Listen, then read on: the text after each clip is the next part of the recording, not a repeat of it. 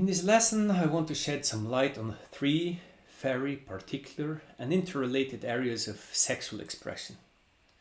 Although one could go into much depth on each of these three blocks and have an entire course on each of them, I just want to touch upon them briefly. It's important to be aware of the dynamics I will be talking about, but it's not the most important to dive deep into BDSM or fantasies if you want to get a general understanding of how type and instinct relate to sex. The video on communication, however, is more crucial though, because it relates very much to improving our sexual relationships. So before we start, what is kink? Well, kink is the use of non-conventional sexual practices, concepts or fantasies. So basically, sexually pleasurable activities that may not be seen as pleasurable or usual for many other people. And then what is BDSM? Well, BDSM is the umbrella term for a very wide range of sexual behavior and activities which involve some kind of power dynamics and that are not considered as part of conventional sexuality for many people. And as a matter of fact, a lot of the BDSM practices do not even involve penetration or other sexual acts. So what do the four letters stand for? Well, the B stands for bondage, which is the practice of physically restraining a partner, for example, by tying up, chaining, or putting in handcuffs. The D stands for both discipline and dominance. Discipline refers to the rules and punishments that are agreed upon for the interaction between a dominant partner who exercises control over a submissive partner. And dominance is about exercising control over someone else. The S stands for both submission and sadism. Submission is the opposite of domination. For people with repressed sexual values, submitting to a dominant and slightly aggressive partner can actually be a way for letting go, because the responsibility is taken by the partner and not by themselves. And sadism is the tendency to derive gratification, and in extreme cases even pleasure, from inflicting pain, suffering, or humiliation on another person. And finally, M stands for masochism, which is the tendency to derive gratification from pain, suffering, or humiliation. Now, according to Karen Horney, one of the greatest female psychoanalysts ever, masochism is not a love for suffering or some kind of biologically predetermined process of self-negation. Not at all. It is a form of relating to others. It's a weakening or extinction of the individual self in order to merge with a person or power which is believed to be greater than ourselves. And indeed, most masochists do not love or enjoy pain. Of course, some may enjoy the intensity of the emotions, but the core of the masochism is the willingness to take a lot of pain and frustration in order to deserve love. And similarly, sadism is not necessarily about the pleasure from causing pain, but more about the gratification from subduing someone. So as you can see, BDSM covers a wide variety of behaviors, but which are very much interrelated as they all have an element of power to them. Now, although kink and BDSM are often grouped together and it may be hard to tell them apart, the difference between them is that BDSM involves a power exchange, while kink describes a broader category of sex. So you could actually say that BDSM is one form of kink. But in this video, I will focus almost exclusively on BDSM. Before looking at the impact of instinct and type on preferences in the field of BDSM, there are a few important remarks I need to make. First of all, some people claim that BDSM can have a therapeutic effect on processing trauma. I'm not competent enough to express an opinion or assessment, as the academic literature on this is not clear enough. Still, I have my doubts about the alleged therapeutic effect, and in any case, caution is needed for people who want to experiment with this. Secondly, we need to differentiate between consensual power play and hierarchy on one side and power abuse from the other. We also need to differentiate between strong physical sensations, which can give an emotional rush on one side, and pain, suffering, and humiliation on the other. Seeking gratification through sexual activities that involve pain, suffering, and humiliation seem to be a very unhealthy form of sexuality. Most often, the person is just trying to reenact some kind of childhood experience with a parent of the opposite sex. Because some children who grew up in an abusive environment may have experienced the strongest emotional contact with their parents during physical or emotional punishment, and not through love and care. So they subconsciously experience this as a way of getting attention from the loved one.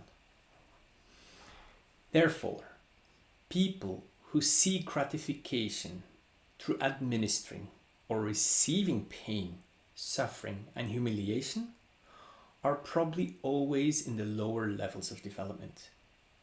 In true sadism, there is no empathy or care for the other. In true masochism, there is no self-love. Sadism can also be a way of acting out anger. So both sadism and masochism are most often quite psychopathic in nature. I'm not going to go into more detail about this here, because working with this issue or trauma requires the expertise of a trained clinical sex therapist. Some people may like some spanking because it adds to the intensity and the emotions, but their limit is anything that feels painful. Now, this is not sadism, but just physical intensity and liking it a little bit rougher and harder. And the third point I wanted to make, and related to the previous one, is that people engaged in consensual forms of such power dynamics that do not include pain, suffering, and humiliation are not necessarily in the lower ranges of development. On the contrary, some research indicates that these people can actually be quite healthy, as they are in tune with their desires, they are able to set clear boundaries, they are able to have trustworthy relationships, they can communicate well, they have great care and empathy for their partner. And of course, we should not see BDSM activities in extremes of healthy and unhealthy, as it's more of a spectrum. And finally, one could easily argue that playing with dominance and submission is part of playing with polarity, which is at the basis of sexual energy. Because most sexual intercourse has someone in the lead, someone on top. So hence it's difficult to draw the line and say where BDSM starts or ends. And even people who prefer very soft, gentle and low intensity sex could argue they actually have a huge interest into domination and submission. So let's first look at the instincts. People with a strong self-preservation instinct need security, comfort, predictability, stability.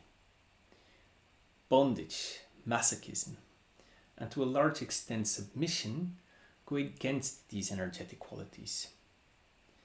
Some desires for dominance, however, are possible, and in the unhealthy ranges also sadism is possible. Still, in general, most self-preservation dominant people are probably not very likely to show a big interest in BDSM behavior. They definitely have difficulties being in a submissive position, as they have big challenges or problems with surrendering and giving up control.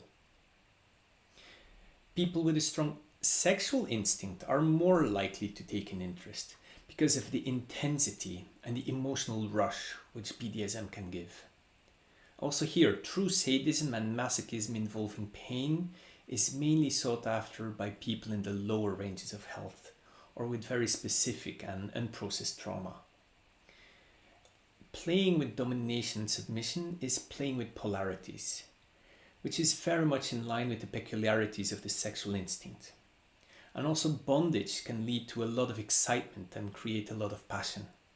So contrary to the self-preservation instinct, people with a strong sexual instinct find it often quite easy and natural to surrender and to submit.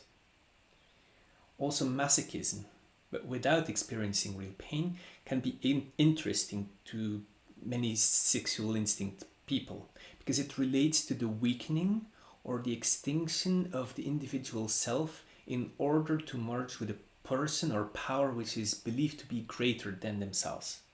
And this merging is exactly what the sexual instinct is very often about.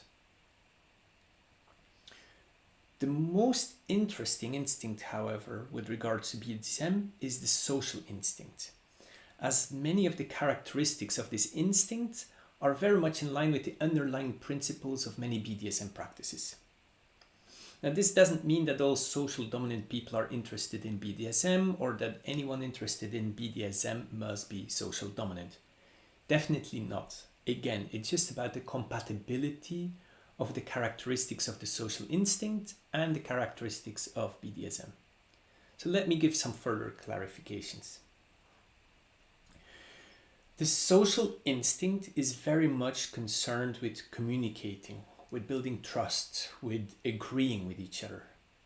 It's about building a respectful relationship. And most BDSM practices are some kind of play which focuses on practicing the skills of agreeing where to go and about jointly exploring boundaries. Submitting to someone requires major trust, but being in the dominating role requires huge respect and responsibility.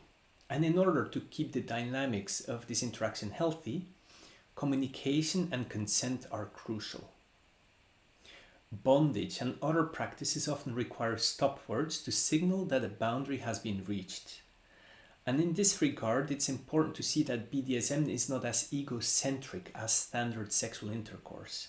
Again, the self-preservation and sexual instinct are very much about me and about my needs. But the social instinct is also about our skills in navigating power arrangements, hierarchies, and social roles. The Western industrialized society greatly values the principle of equality and all too often looks down at vertical structures.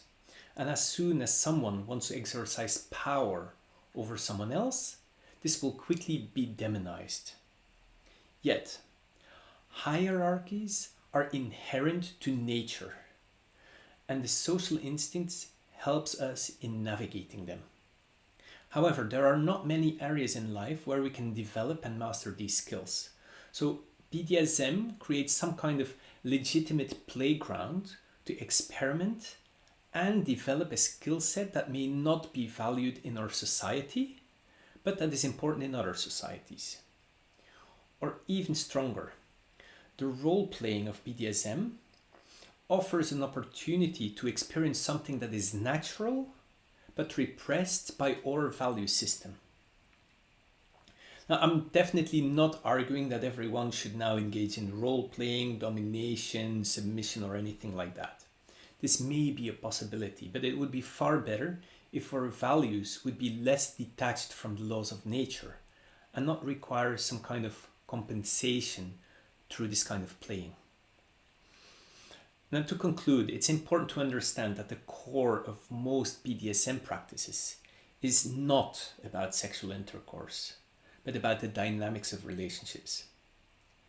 Intimate relationships are an area in which a number of social skills can be experienced and experimented with. For example, the relationship between a dominatrix and a slave often does not involve any intercourse. And as a result, it's often difficult to say if something relates to domination and submission or if it's just part of the polarity of sexual play. Let's also have a look at the influence of type. And let's start with type 8, which actually is a very good example already of how their approach to dominance and submission does not necessarily mean they are attracted to something one might consider as kink sex. Type 8, and more specifically the behavioral patterns in the lower ranges of development, has a strong correlation with the antisocial or sadist personality type and disorder, if you were to look into clinical psychology. And indeed, unhealthy 8s may show signs of sadism in their sexual relationships and not even be conscious of the pain they are inflicting. They actually don't care, as they basically want to create fear. Fortunately, most 8s are very, very different, of course. And as a matter of fact, most 8s are not attracted to receiving or inflicting pain, because on the contrary, they may have more of a protective quality. However, one may easily confuse a lustful desire for intensity as domination or something semi-sadistic. Also, the physical desensitization of the 8, which leads to this physical intensity, may often be incorrectly perceived as domination or soft sadomasochism. Yes, they like it a bit rough and harder, but not too hard, as they do not want to end up in aggressive or violent scenes. Now, what is true, however, is the inherent affinity for power relationships. By nature, the 8 will take on a protective role over the partner, which is actually a very hierarchical one. The 8 also wants to get allegiance from the partner, which is not an equal level playing field. So through their specific worldview, the 8 perceives almost everything in life as a battle in order to restore justice, and this basic premise also applies to sex. Battle means who gets the upper hand in the power dynamics. So seeking dominance somehow comes automatically for 8s, and it feels natural to them. Most 8s love the feeling of power, of being trusted by the partner. And fighting for power can even be a big turn on for 8s. And although 8s want to be in charge, they like it when the partner puts up a fight. This struggle for power can be seen very well in the sex scene in the movie Mr. and Mrs. Smith with Brad Pitt and Angelina Jolie. 8s love the game of seeing who is the wildest and most dominant. Not because they love to fight, but more to see, is my partner strong enough so I can surrender and be vulnerable? So interestingly, 8s want to be dominant, but some of them can get bored or feel vulnerable if the partner does not match them in terms of intensity. Many 8s actually love the power of oral sex. They love the power and control of giving their partner an orgasm without having to be in a receptive mode themselves. This actually shows the true nature of this desire for dominance. It's their defense mechanism to make sure they do not end up in a vulnerable position and expose themselves to possible injustice. They cannot be present, they must take control over the situation. Quite often, female 8s find it much more easy when they are in the lead, and they can get an orgasm by controlling the level of friction instead of getting an orgasm by surrendering to the sexual experience. When they fear being in a vulnerable position, they may get defensive, and then it becomes extremely difficult to get an orgasm. But what is extremely interesting is that the 8 may also enjoy being on the submissive side. Some feel they already dominate so much in life that it's nice not to feel in control once in a while. And deep down, 8s really want to surrender, and sex is one of the few places where they can allow this to happen.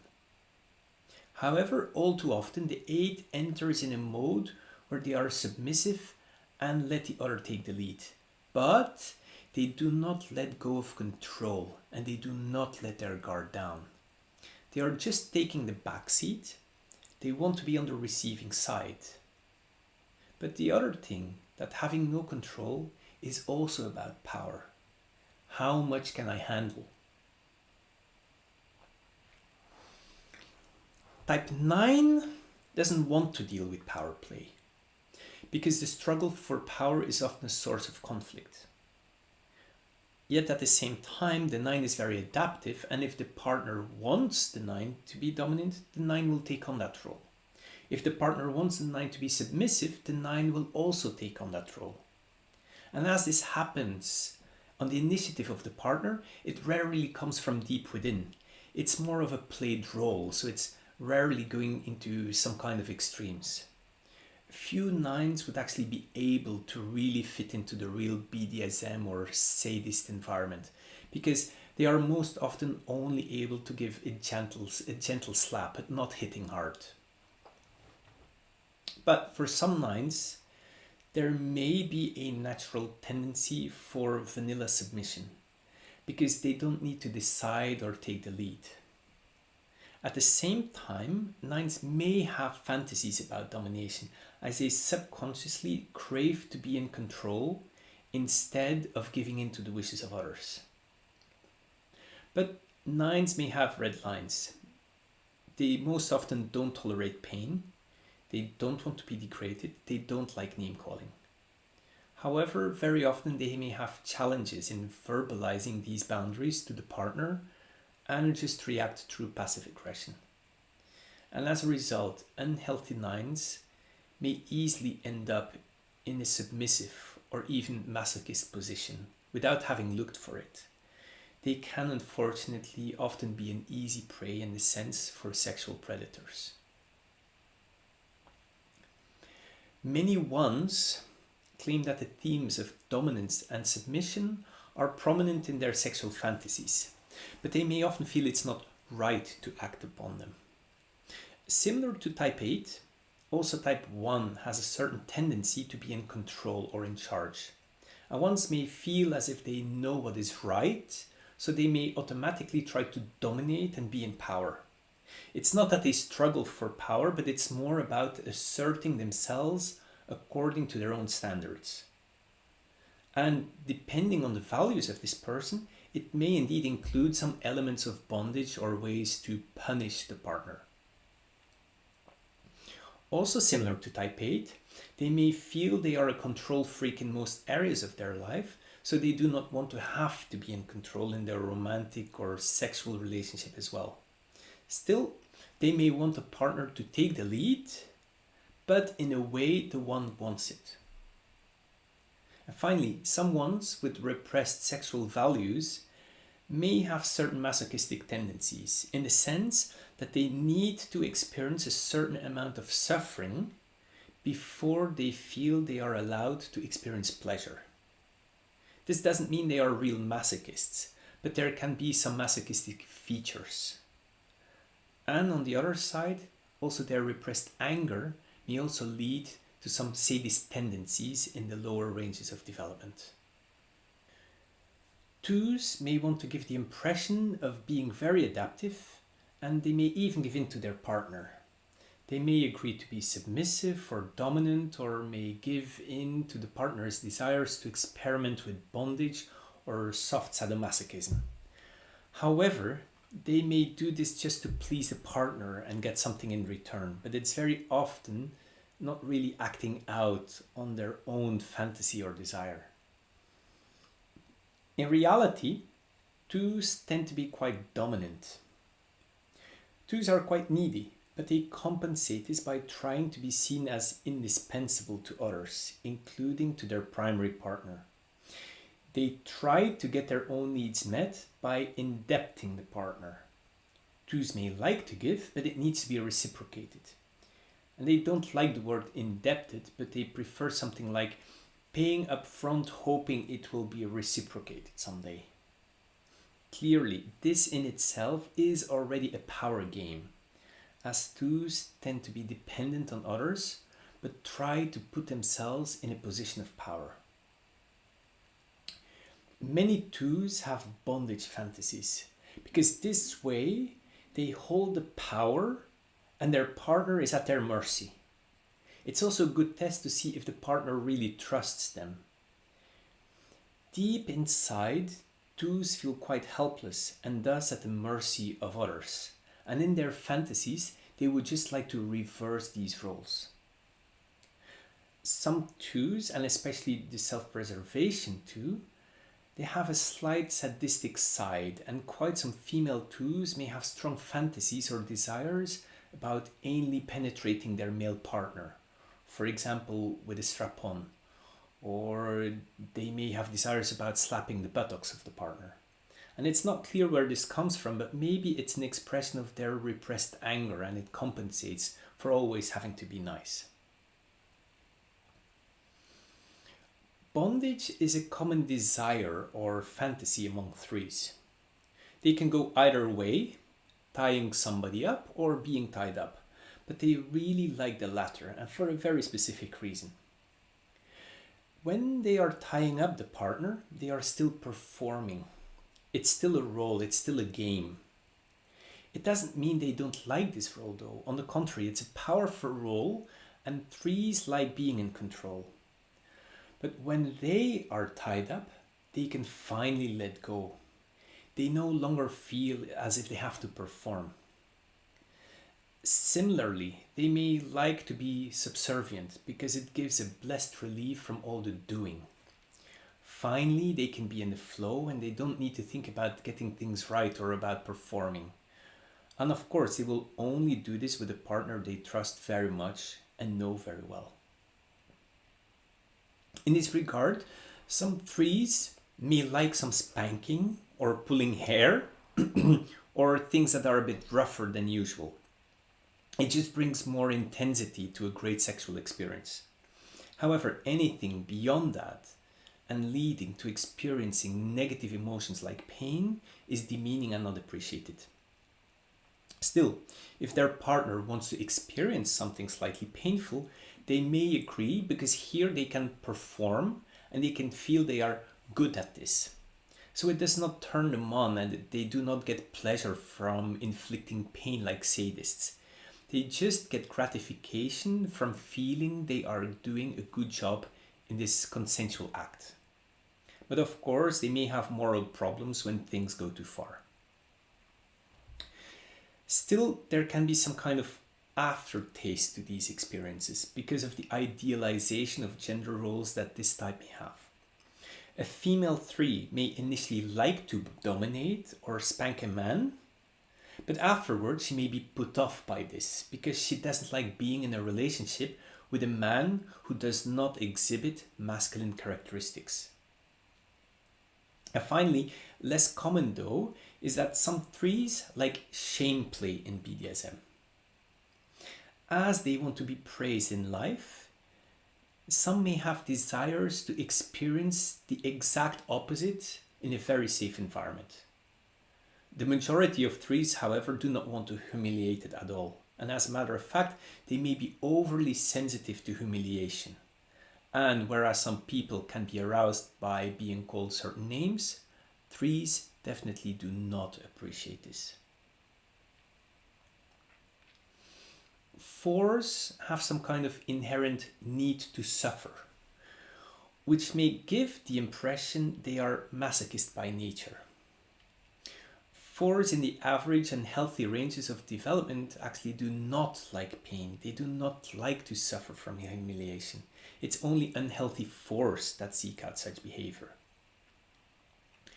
As Karen Horney said, masochism is about the weakening or extinction of the individual self in order to merge with a person or power which is believed to be greater than ourselves. Fours do not seek an extinction of the individual self. They do not want to give up who they are. What they do is giving up authority to someone they trust. And of course, the danger is when they want to trust somebody so badly that they end up being naive and trust somebody with bad intentions. Fours also don't want to merge with a person which they believe is greater than themselves, but they want to merge with someone they have a strong emotional bond with. Let's go back to the trust and surrendering of type 4. Basically, it's easy for this type to be submissive. They want to let all boundaries go and surrender to the partner. And very often, 4s like men to be in control, in charge, take the arm, knows what he wants. They like the decisiveness and direction of the partner. So it has to be domination, but with concern for the other. In the case of type 4, this form of submissiveness can often be a way to avoid responsibility. By making a virtue out of the suffering or their alleged suffering, they become worthy of love and acceptance. So basically, it's a little bit like masochism, but without the emotional pain. Let me quickly come back to the emotion of pain. Remember, many 4s in bed feel as if they are some kind of sex goddess. And a sex goddess doesn't want pain, right? But from the other side, physical pain can evoke major emotions. And many 4s are some kind of emotion junkies. Being spanked or having clips on their nipples can make them feel alive.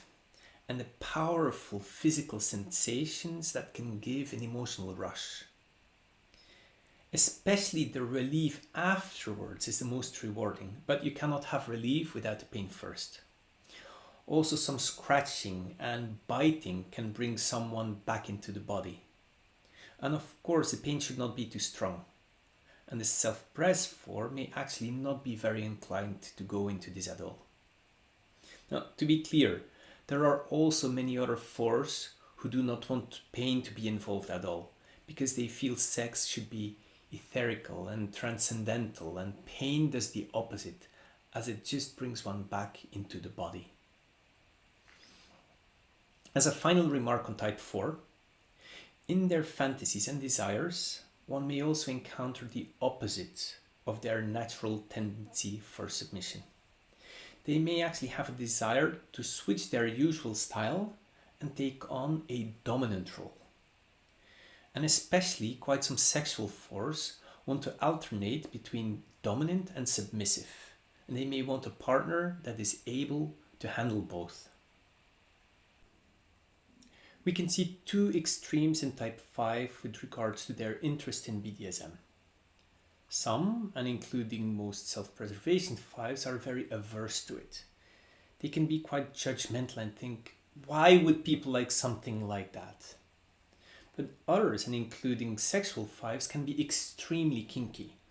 They may be interested in kink from a younger age, but it may very often take some time to experiment and move away from the vanilla sex. Many sexual 5s are actually bored of vanilla sex, because they feel they cannot express themselves in it. Sex is one of those few parts of life where they may not be holding back. Most of those who are into BDSM can easily switch between dominant and submissive roles. Now, in their dominance and pseudo-sadistic practices, they may often play the role of a scientist. How far can I push it? How does the partner react to this and that? So the habit of observation may come up very strongly here. And on top of that, point 5 is the opposite of point 8, which is very powerful. So by nature, 5s do not feel powerful, but they strive towards it. And domination and sadism may give them a feeling of power. And as they may have quite some anger, they may actually enjoy punishing as a revenge for feeling powerless, which does not mean that they like to inflict pain. Inflicting pain only happens in the unhealthy range. On the submissive side, they may like to be subjected to some physical intensity, because this way they can experience strong sensations. Again, this doesn't mean they want to experience pain, but just that this is a good way for them to get into the body and experience intensity. And in their submissive fantasies, they may also fantasize about situations where they cannot use their mind, where it's just their body and emotions. And for example, they may even agree to meet a stranger in a motel without telling anyone where they go, and be physically restrained and sexually dominated by the stranger. The relationship of sixes to BDSM is very straightforward, so I will be quite short. Type 6 seeks equality, but in BDSM there is no equality. Type 6 seeks predictability, but BDSM is very often about playing with the unknown. Type 6 is full of doubt, and even in a long-term relationship, they may still not be 100% sure of their partner. But BDSM is very much about trust. So I guess it won't be a surprise to you that BDSM is something most sixes seem quite uncomfortable about, and will most often not let it happen on their own initiative. And especially the self-pressed 6 can actually be scared of it. The social 6, however, may be more interested in the power dynamics and in role-playing. Still, this does not mean that 6s are not open to experiment with it. They are willing to adapt to the desires of their partner, but on the condition that everything is predictable. For example, they may be willing to go for bondage, but on the condition they know in advance what is going to happen. 7s do not like negative emotions, so anything that is even slightly painful is definitely out of the question. Yeah, they may like a smack, but not too hard. They look for excitement, but some of the intense feelings in BDSM are not the excitement they are looking for. Of course, logically, the sexual 7 may enjoy a little bit more intensity than the other subtypes. So 7s like the playing of BDSM, and they can be both dominant and submissive, but they won't go too far into it. Real BDSM requires a lot of concentration, dedication, commitment, discussions on what a partner likes and what not. And that's just taking away the fun. So it's not that 7s are submissive or are dominant, but rather that they play submissive or they play dominant. So for example, it may be as simple as just being in a hot tub and being commanded to feed the partner. It's a bit of a dance. It's not about the sense of taking control over the other or giving up control, but it's more about who is leading and who is following. It's about guiding and being guided. Indeed, 7s don't want to give up control. So they may like being blindfolded by somebody they trust, and they may be very curious about dungeons and so, but they wouldn't go into the real thing.